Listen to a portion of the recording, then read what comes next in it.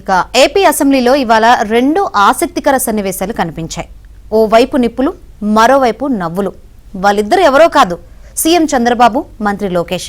YCP పాలనలో తన తల్లిని సభ సాక్షిగా అవమానించారని లోకేష్ నిప్పులు చెరిగారు. సోషల్ మీడియాలో పోస్టులు కూడా పెట్టారని, పెడుతున్నారని ఆగ్రహం వ్యక్తం చేశారు. ఇక అటు డిప్యూటీ స్పీకర్ బాధ్యతల స్వీకరణ సందర్భంగా చంద్రబాబు నవ్వులు పోయించారు. RRR సినిమా రంగంలో ఎంత సంచలనమో రాజకీయంగా మీ చరిత్ర కూడా అంత సంచలనాన్ని సృష్టించిందని రఘురామను ఉద్దేశించి అన్నారు.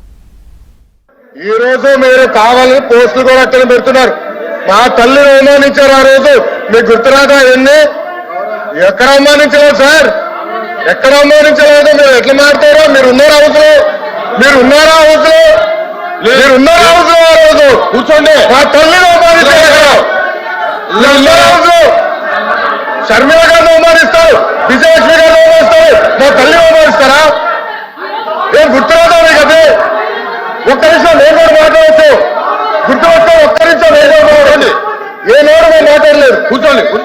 ఏ నోరు జగన్మోహన్ రెడ్డి గారి కుటుంబం గురించి మేము ఏ నోరు మాట్లాడాలా? మేము ఏ నోరు మాట్లాడాలా? మా సభ్యులు ఏ నోరు మాట్లాడాలా? కూర్చోండి. శాసనసభ సాక్షిగా మా తల్లిని అవమానిస్తే కూర్చోమంటారా? కూర్చోమంటారా? RRR ఎంత సంచలనం సృష్టించిందో నేటి రాజకీయాల్లో మీ చరిత్ర కూడా అంత సంచలనాన్ని సృష్టించిన దిశ.